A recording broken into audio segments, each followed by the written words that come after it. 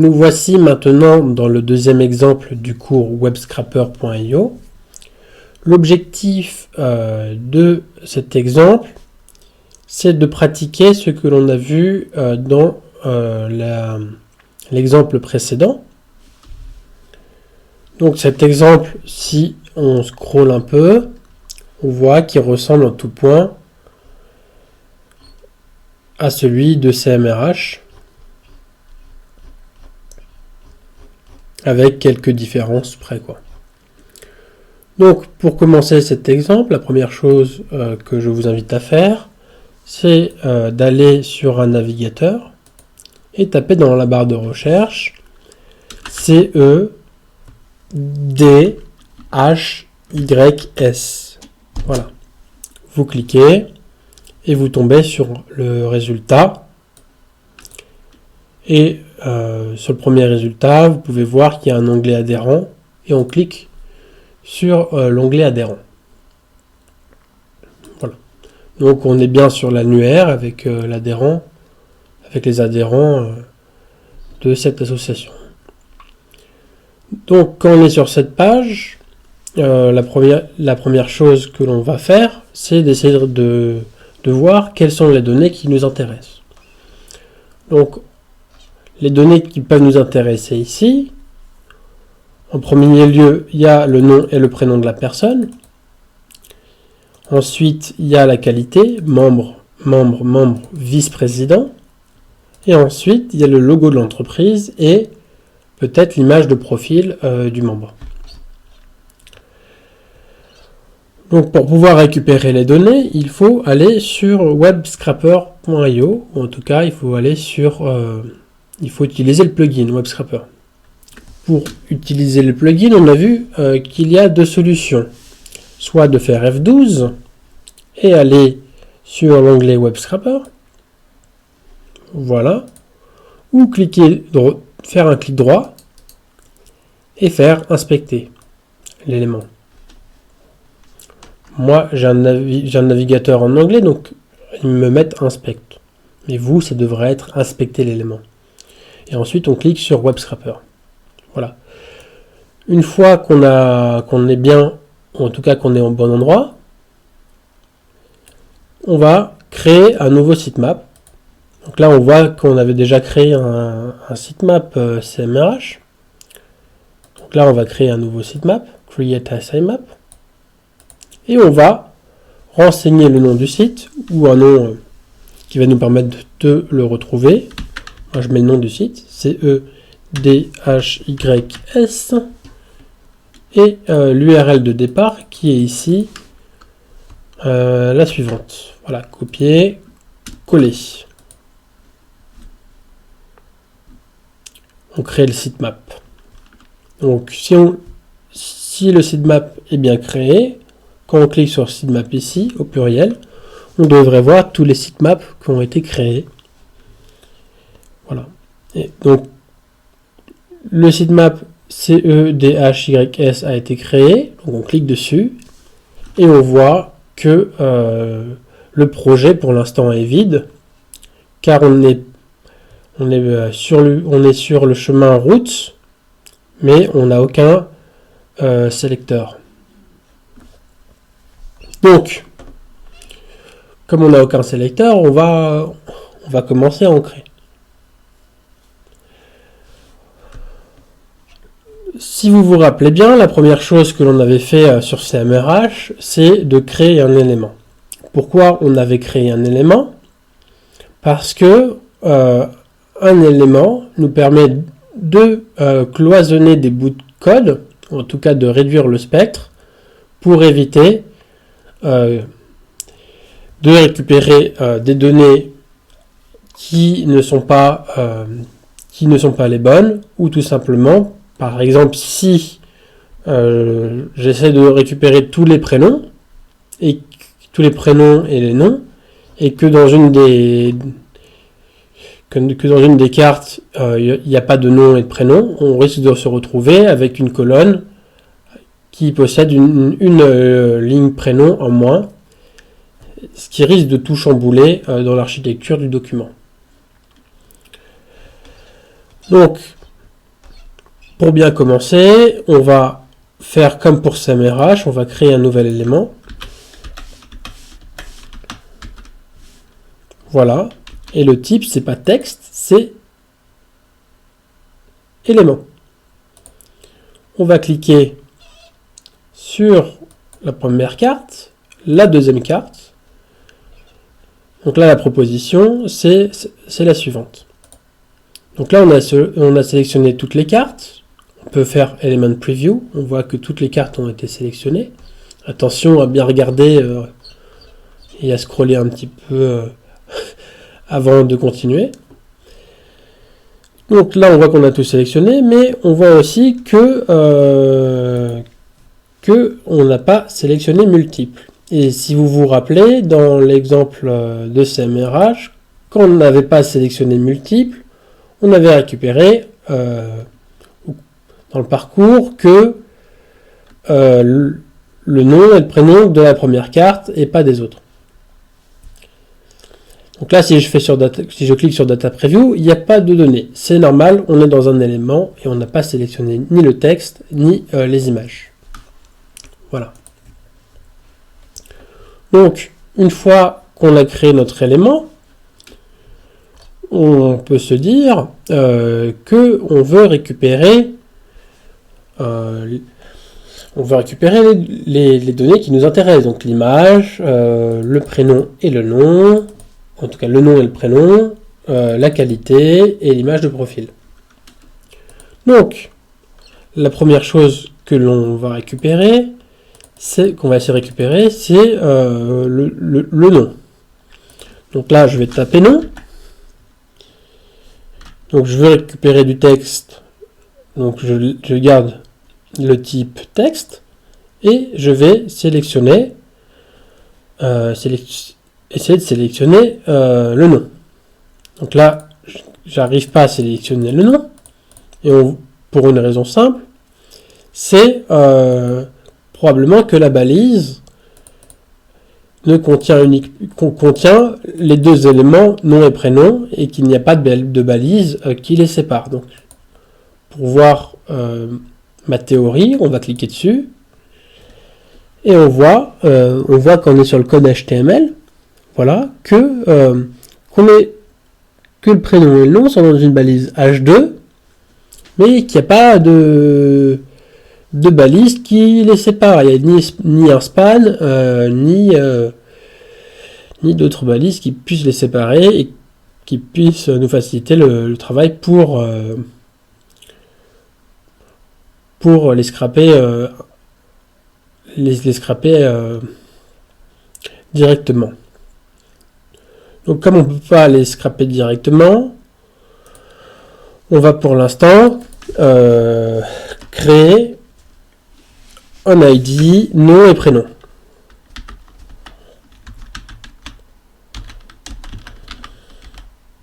Et prénom.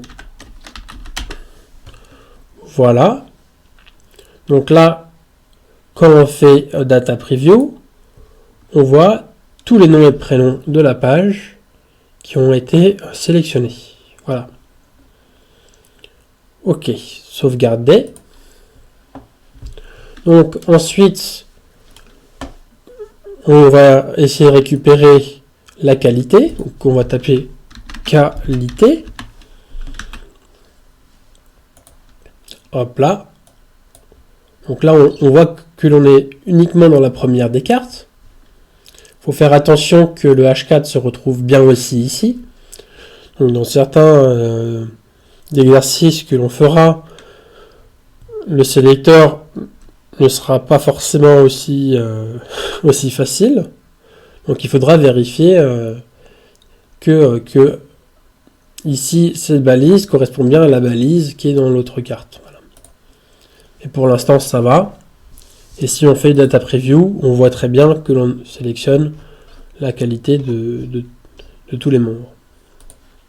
On sauvegarde. Voilà, pour l'instant, on a la qualité et le nom et le prénom. Donc maintenant, on va essayer de récupérer le logo de l'entreprise. On va taper logo entreprise. et on va essayer de sélectionner le logo. Donc, comment on pourrait sélectionner le logo, ou en tout cas, qu'est-ce qui pourrait nous intéresser? On va cliquer dessus. Qu'est-ce qui pourrait nous intéresser? Donc, on voit que c'est une image et qu'il y a une URL source relative dans source, dans l'attribut source. Donc, on va aller dans Web Scraper et on va dire tiens, je veux récupérer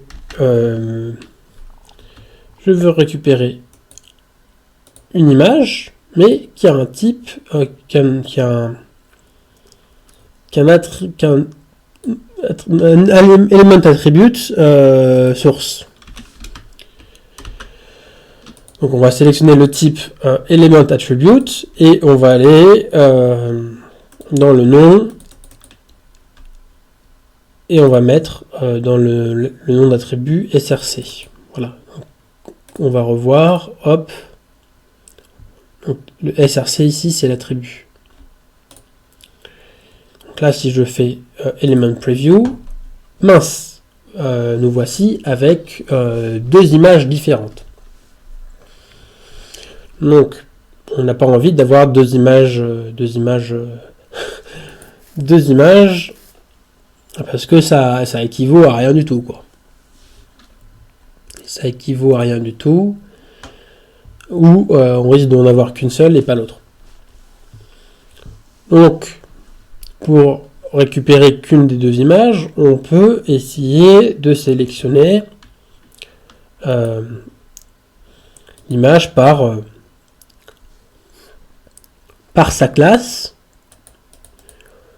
Donc,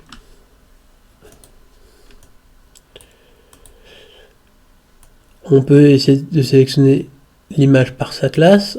Ok, donc là on copierait la classe. Donc là si je copie la classe ici, oulala, j'ai fait quelque chose de bizarre.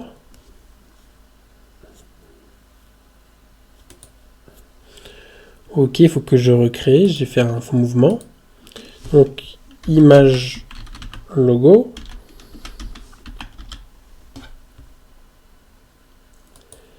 Ok, element attribute, src. Et là, je copie ça. Je vais faire point image. On va voir ce que ça va donner. Point image. Element preview. On peut pas sélectionner. Si je mets un point, bien sûr, c'est une classe.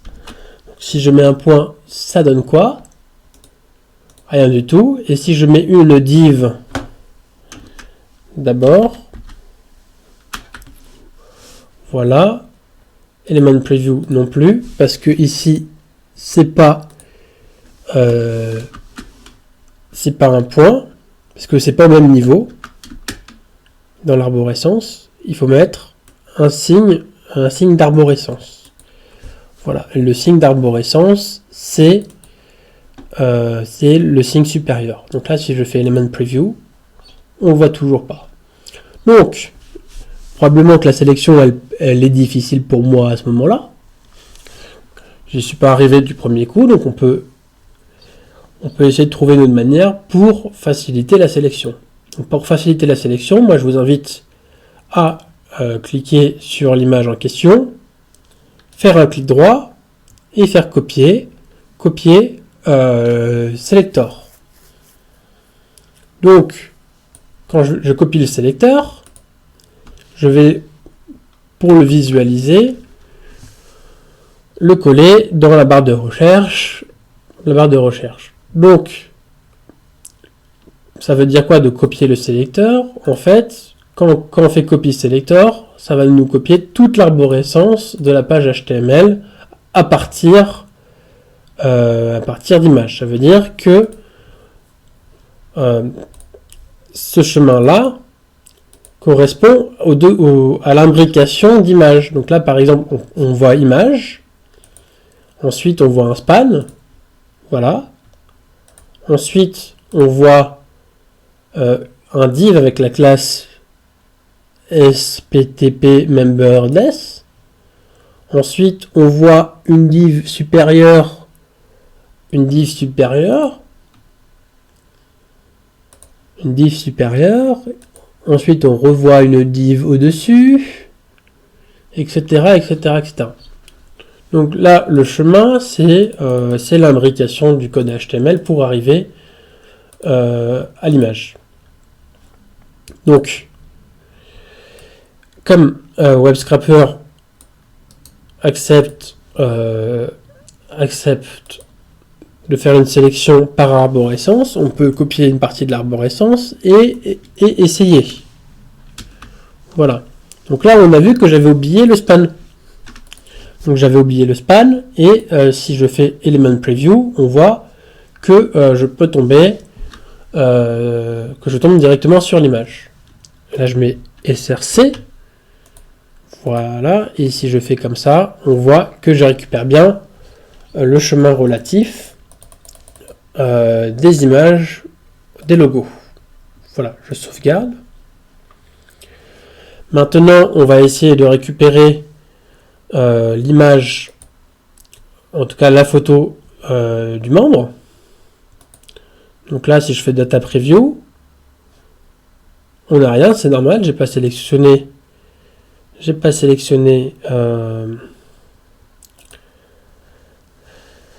l'image. On aurait pu sélectionner parfois l'image ici, mais moi j'aime bien récupérer l'élément dans, en tout cas l'URL qui est dans source. Donc là je vais faire image profil. Hop, je vais regarder que c'est bien une balise image avec un attribut src. Voilà, l'URL elle est parfaite. Donc élément attribute src ici. Et là, si je fais data preview, on voit que les images sont bien récupérées. Voilà. Donc on peut faire la sélection de cette manière-là, mais si on veut la faire avec par arborescence, on irait sur cette image, on ferait copie, selector, donc là je vais créer un fichier texte pour voir la différence entre les deux chemins. Donc là c'est profil. Donc c'est la tête du membre. Et là, ça va être l'arborescence. L'arborescence liée à l'image du logo. Voilà.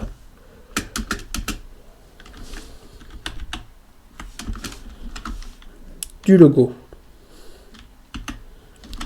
Et là, ce qui est intéressant, c'est qu'on voit directement qu'il y a quelques petites nuances. Donc là, on voit img span div, alors que là, on voit img span div.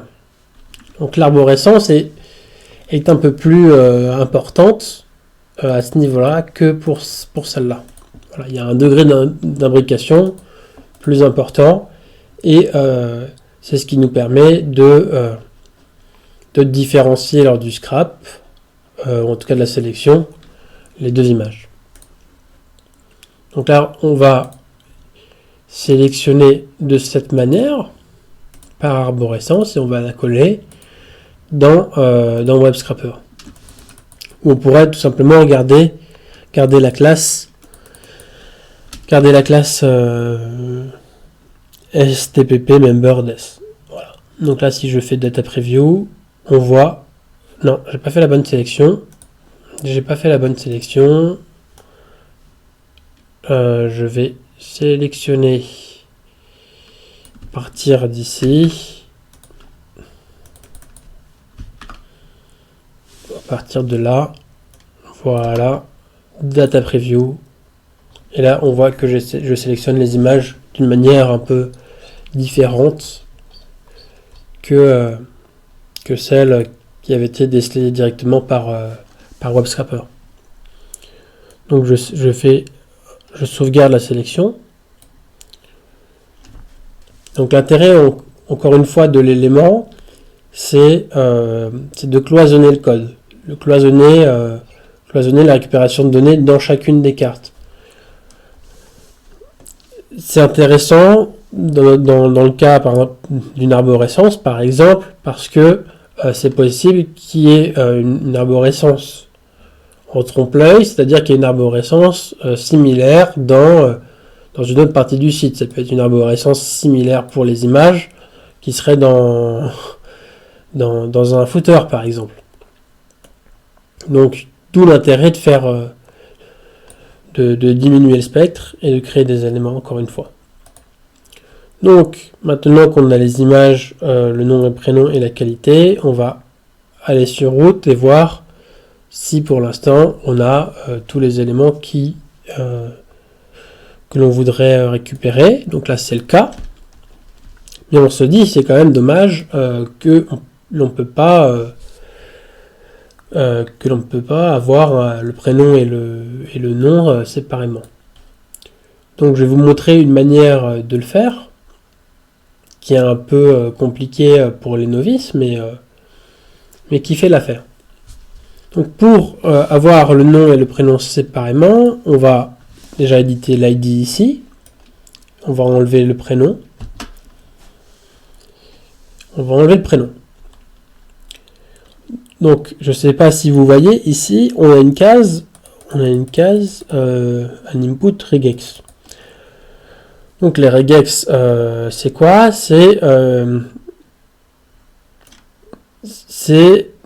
On appelle ça en français des expressions régulières. En fait, c'est des caractères qui vont nous permettre de donner une instruction pour faire une sélection sur la morphologie d'un texte.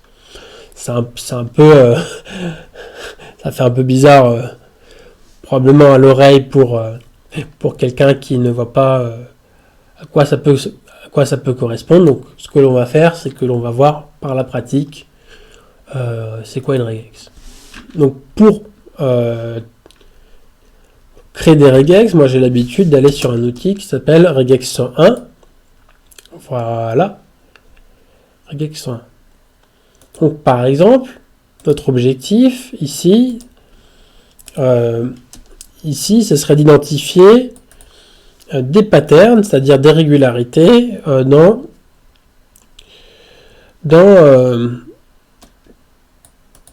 l'ensemble prénom-nom là. Donc les patterns, les schémas qui sont récurrents, le schéma qui est récurrent ici dans les noms et les prénoms, c'est tous les noms sont en majuscules et tous les prénoms sont en title case, c'est-à-dire qu'il y a une majuscule ici et ensuite c'est des minuscules et le nom et le prénom sont séparés par un espace. Pour les regex, c'est quelque chose de très intéressant parce que les regex en fait c'est des expressions qui vont permettre de faire une sélection par morphologie du texte. Donc la morphologie du texte, c'est par exemple des caractères en majuscule ou en minuscule. Exemple, par exemple, avec une regex, je vais sélectionner uniquement le nom. Donc pour sélectionner le nom, on sait que le nom des personnes est en majuscule, donc on va demander de récupérer toutes les majuscules, toutes les lettres en majuscules qui sont entre A et Z. Et si je fais un plus, c'est tous les mots toutes les suites de caractères qui sont en majuscules. Donc là, on voit qu'il y a une petite difficulté, c'est que ça a aussi sélectionné le L de Laurent, parce que Laurent est aussi en majuscule. Donc pour éviter la sélection de Laurent, on peut créer une autre expression qui va dire s'il te plaît, ne me récupère pas les caractères qui sont après l'espace blanc. Donc là, on récupère uniquement tous les noms qui sont tous les caractères en majuscules qui sont avant l'espace blanc. Toutes les lettres majuscules, tous les mots de lettres majuscules qui sont avant l'espace blanc sans l'espace blanc. Voilà. Donc là, si je fais data preview maintenant, je vous invite à bien regarder la pattern. Voilà, ou la regex. Et là, on voit qu'on a sélectionné tous les noms correctement. Voilà. Donc on sauvegarde. On va créer un autre ID avec prénom. Donc on va sélectionner toujours le H2. Mais on sait très bien que l'expression régulière ne veut pas être la même, parce que là, l'expression régulière correspond à tous les noms, mais pas au prénom. Donc, pour que ça corresponde au prénom, on se dit, comment on pourrait sélectionner les prénoms dans une chaîne de caractères, ou dans un ensemble de caractères qui ressemble à celui-là, c'est-à-dire un nom en majuscule, un espace blanc et un mot avec en title case. Donc on peut se dire, tiens, l'espace blanc c'est intéressant parce qu'on va pouvoir dire récupère-moi les éléments seulement après l'espace blanc, donc avec une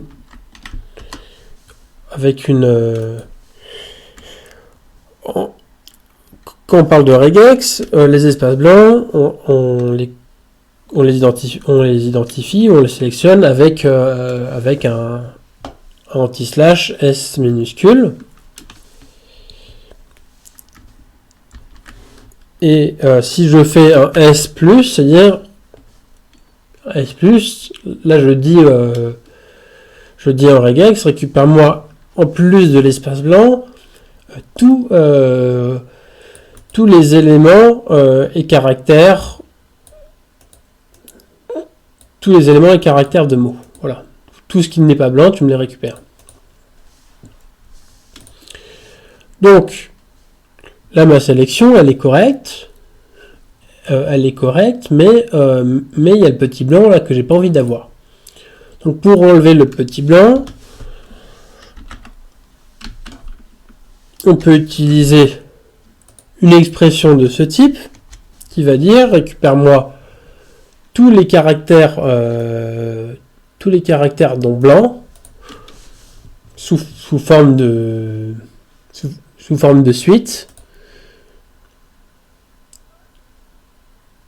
en excluant le premier espace, l'espace blanc au départ. Donc là, je le copie, je colle. Donc là, si je colle comme tel quel, ça devrait être bon. Voilà, on voit que tout a bien été sélectionné. Bon, c'est pour vous, c'est très lointain, c'est normal. Mais quoi qu'il arrive, vous allez vous faire la main au fur et à mesure. Et il y a beaucoup d'exemples sur Google. Il suffit de taper faire une regex pour un nom et un prénom, un nom-prénom. Et vite fait, vous aurez plusieurs exemples. Et vous pourrez copier-coller et tester un peu par vous-même, un peu au doigt mouillé, voir comment c'est possible de faire ce que l'on vient de faire. Et après, vous pourrez toujours, dans le futur, récupérer les regex que l'on vient de faire ensemble. Donc, maintenant que l'on a tout, on va regarder sur route si les données vont apparaître comme on le souhaite. Ouais. Voilà, bon. La suite n'est pas forcément optimum, mais c'est pas très grave. Parce que le prénom est à la fin, on a créé l'ID prénom à la fin. Donc une fois une fois qu'on a vu que les données que l'on souhaite récupérer seront les bonnes, on peut visualiser notre selector graph. Notre selector graph, en fait, c'est l'architecture visuelle du projet. Donc si votre graphique n'est pas le même que le mien, c'est probablement qu'il y a un problème et que vous devez tester ou découvrir comment faire ce que j'ai fait. Voilà. La logique de ce graphique, c'est on se dit qu'à partir du chemin de départ, qui est route, on va créer un élément ou plusieurs éléments, et dans chacun des éléments, il y aura un nom. On va essayer de récupérer un nom, une qualité, un logo, un profil, une image profil, et un prénom. Donc tous ces éléments-là ont une relation parent-enfant avec l'élément. C'est-à-dire que tout cela ont comme ascendant l'élément.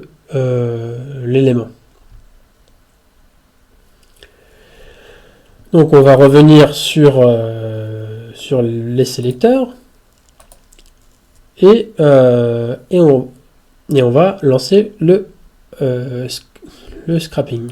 Donc on clique sur scrap et si on souhaite, on peut changer l'intervalle ou le délai. Comme il s'agit d'un petit site, on n'a pas besoin de faire grand chose. On fait start scrapping.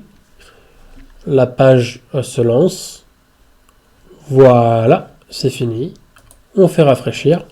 Donc là, c'est un petit exercice. Donc, il n'y a pas tellement de données. Donc, sur les gros exercices, je vous invite pas à faire browse, mais ça, on le verra plus tard. Mais là, voilà, le browse fonctionne bien. Et on peut se dire que c'est le moment de l'exporter, d'exporter les données en CSV. Voilà. Je clique dessus. J'attends que mon logiciel LibreOffice Calc vous affiche les données du CSV.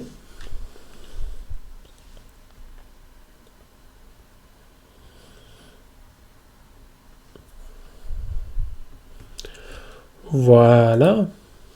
Les données du CSV sous forme tabulaire. Donc là, on voit les colonnes, on voit l'ID, on voit les données que l'on a récupérées, c'est correct. Voilà. Ou en tout cas concernant le chemin du contenu, il faut regarder de votre côté si vous pouvez trouver l'URL absolue, une URL de ce type avec HTTPS d'abord. Faut essayer de trouver la vraie URL À partir du moment où vous trouvez la vraie URL, il vous suffira de faire un search and replace. Donc pour trouver la vraie URL, en général, il y a une tactique. C'est Open Image in a New Tab. Voilà, donc là on voit que à gauche le WP Content, il y a ça. Et maintenant, il nous reste plus qu'à faire un CTRL-H. Voilà, et donc là on va faire on va aller sur le site, on va aller mettre WP Content ici, on va mettre WP Content et là on va mettre à la suite WP Content. Voilà, si je fais Search and Replace de cette manière là, Replace All, voilà, Close, on devrait avoir l'URL absolue. C'est pas bon parce que on a les deux petits points, donc je vais faire précédent. Je vais faire CTRL H et là je vais faire hop les deux petits points. Voilà. Là, j'ai mis 2 virgules ou 2 petits points. 2 petits points et là je vais coller. Je vais récupérer l'URL, cette partie là de l'URL, et je vais aller dans Replace et là je vais tout remplacer. Voilà, ok. Donc là normalement l'URL absolu va être là. Si je clique de cette manière et que je colle là, on a bien le logo. On a bien le logo qui apparaît. Voilà. Donc, on a eu une petite chose à faire, mais parce que comme on n'avait pas le chemin absolu, on avait le chemin relatif, on a dû modifier du contenu pour transformer le relatif en absolu. Donc là, on sauvegarde le fichier pour avoir les bonnes données. Pourquoi avoir les chemins en absolu? C'est si on souhaite ensuite récupérer toutes les images, ça sera plus simple de lancer une requête avec HTTPS que qu'un chemin sans nom de domaine. Donc maintenant qu'on a récupéré les données, il ne reste plus grand chose à faire. Si on veut le partager à des amis, on fait un export sitemap. Donc là, on peut copier, envoyer à l'ami le JSON, et lui pourra toujours créer un sitemap ou importer un sitemap. Et là, il pourra importer le sitemap et l'appeler CED2 par exemple. Import sitemap.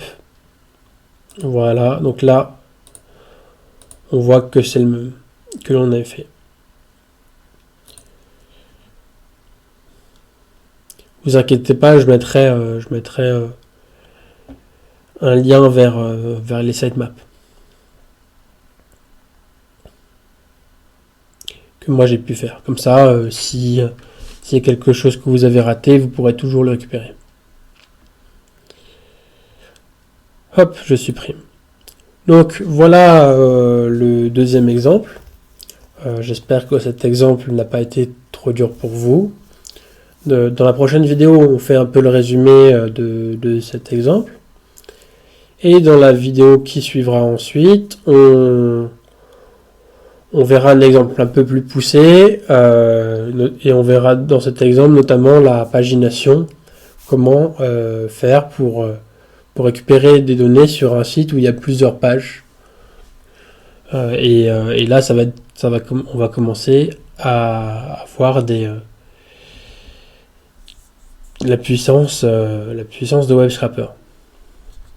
Voilà, sur ce, on se voit dans la prochaine vidéo.